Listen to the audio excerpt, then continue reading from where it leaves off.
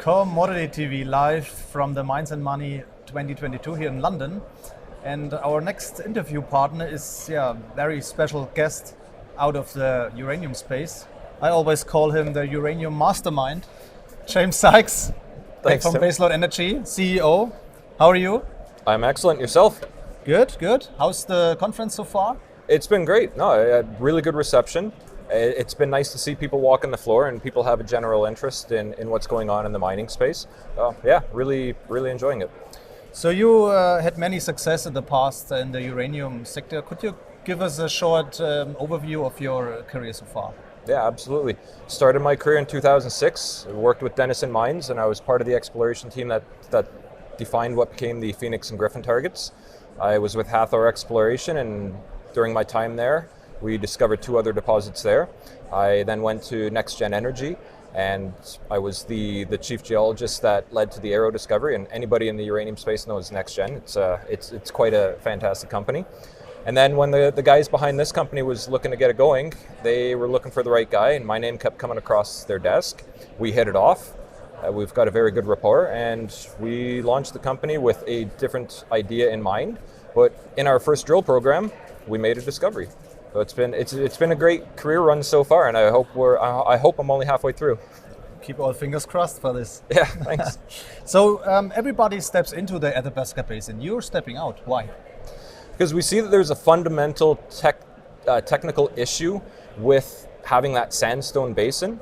So the Athabasca Basin is exactly that. Basin means bowl, and that bowl is filled with sand and water. And the water is the big issue. There's only been 2 underground mines within the Athabasca Basin history, and that's McArthur River and Cigar Lake. They're both huge. They're the largest high-grade uranium mines in the world. However, both of those mines have flooded twice. That's an issue. That's a scary thing. So when you look at the history of mining in the Athabasca, though, it is riddled with open pit mines. Open pit mining is what established the Athabasca as the jurisdiction that it is today. If it weren't for the open pits, nobody would be really talking about it probably. So that's what we're going back to is looking for those open pits, because we know that they're quick to discover. If you make a discovery, you can define them in a quicker time frame and less costly. But then the ability to extract uranium from an open pit is simplistic. It's a very easy operation. So we think that there are a lot of those discoveries that are out there, and just people haven't been looking for them because they kind of have the idea that you have to look for one certain deposit, and we think that's not the way. So Baselode Energy, can you give us an insight in your company and in your projects? Yeah, we're again uranium exploration focused in the Athabasca Basin area, northern Saskatchewan. We've got 3 projects: Catharsis, Hook, and Shadow. The Hook project is host to Ackio, which is our uranium discovery that we made, that we will be advancing. And we think each of those projects have the right criteria for uranium discoveries.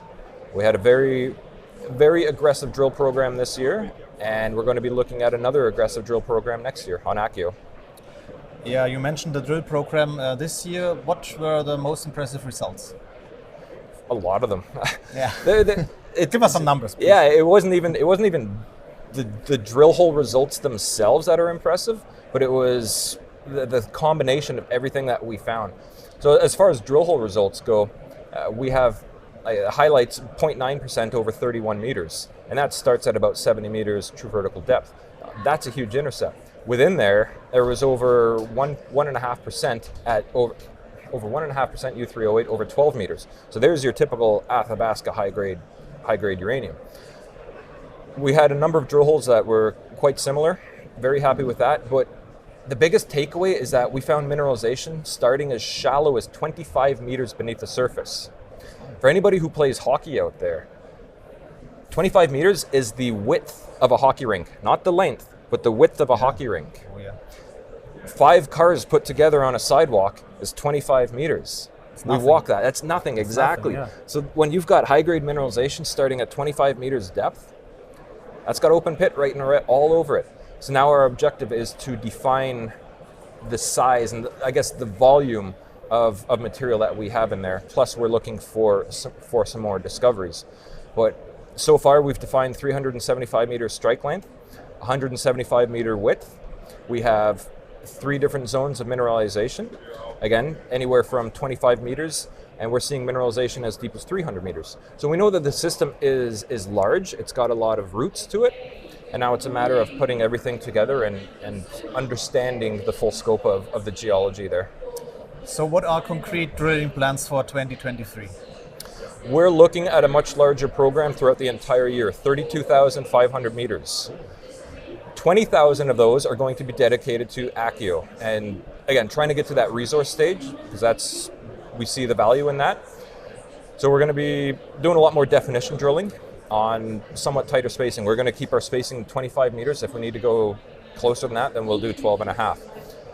We've also got, and that program will be starting in March.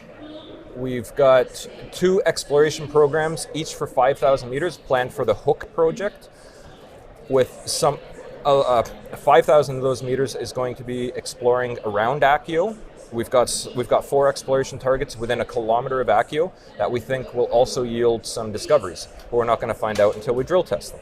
We've got another 5,000 meters looking at other geophysical targets along the Ackio trend, in about along a 10-kilometer trend from Ackio.